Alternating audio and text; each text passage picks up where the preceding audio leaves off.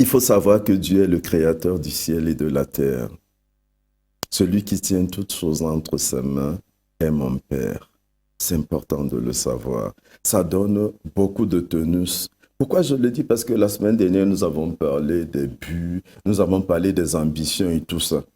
Si tu n'as pas quelqu'un derrière toi, en fait, déjà sur le plan humain, il y a une différence entre les enfants.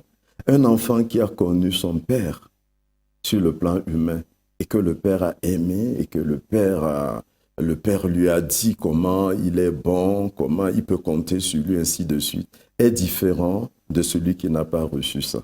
La force de réalisation dans la vie n'est pas liée au talent qu'on a.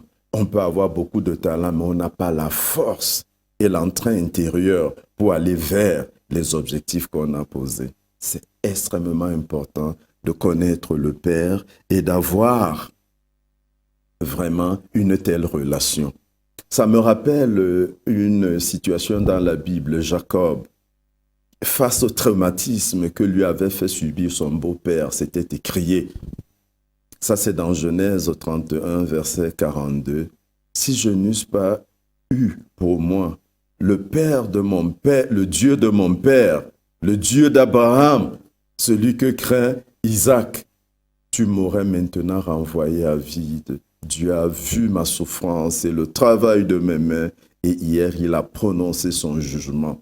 C'est une parole qui a créé beaucoup d'espérance au-dedans de moi. Et je pouvais ressentir les émotions de Jacob quand il le disait. Il dit que, aïe, heureusement que j'ai quelqu'un derrière moi. C'est important pour réussir dans la vie d'avoir Dieu pour Père. Si vous ne l'avez pas, vous pouvez mettre un enfant de Dieu et ne pas percer. C'est très, très important. Donc, en parlant du traumatisme, dit, le traumatisme est une épidémie invisible. La dureté de la vie nous expose à de nombreux défis qui nous entraînent dans une spirale de traumatisme. Et ce qui fait que nous sommes diminués.